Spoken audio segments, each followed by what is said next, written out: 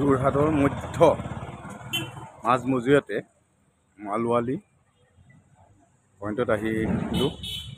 যাতে মই যোৰহাট জিলাৰ মালৱালী ৱাশ্বিং চেণ্টাৰত মই আহি পাইছোঁহি।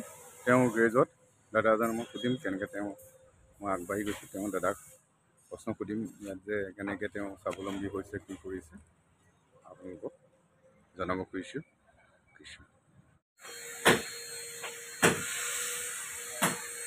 সঞ্জয় উৎসৱ যোৰহাট আহি পাইছোঁ।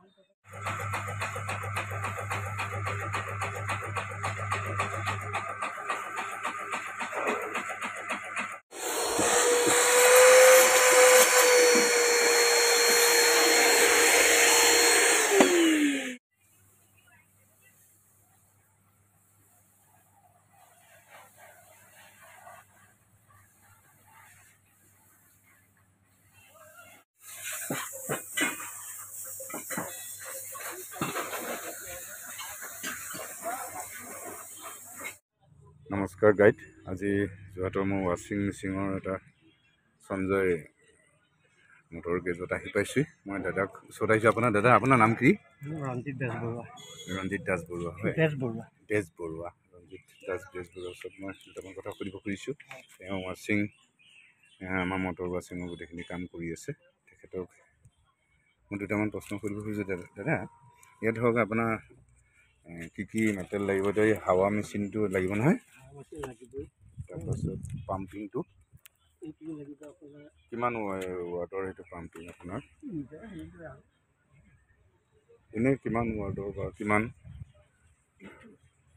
Heavy duty vacuum cleaner, heavy duty vacuum cleaner এটা লাগে, কম প্ৰেছাৰ লাগে, এটা ৱাটাৰ প্ৰেছাৰ মেচিন লাগিব আৰু 2-3জনমান যদি মানুহ তাৰমানে থাকে ভাল।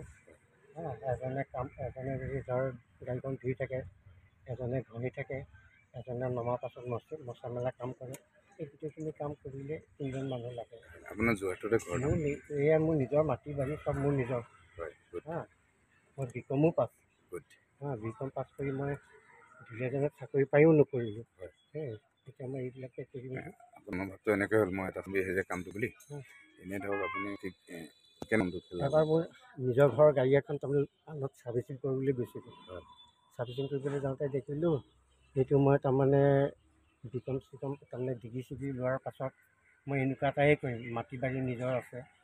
সেই হিচাপে মই তেনেকৈ কৰিলোঁ। এতিয়া মোৰ প্ৰায় 30 বছৰ হ'ল।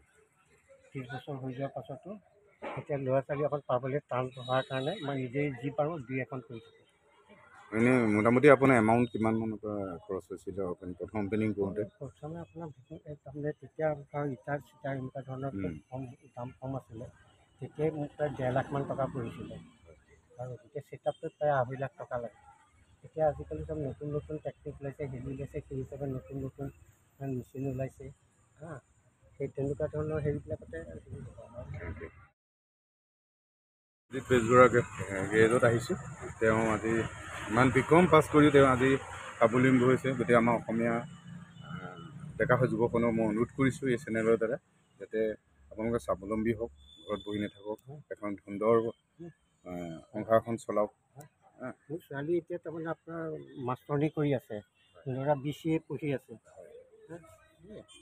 ভাল লাগিলে আপোনাক লগ পাই। ধন্যবাদ। আপোনাৰ কৰ্মজীৱনলৈ আন্তৰিক অভিনন্দন জ্ঞাপন কৰি আজি মই সামৰিছোঁ। সকলো অসমবাসী ৰাইজক আন্তৰিক অভিনন্দন জ্ঞাপন কৰিছোঁ। কৃষ্ণ।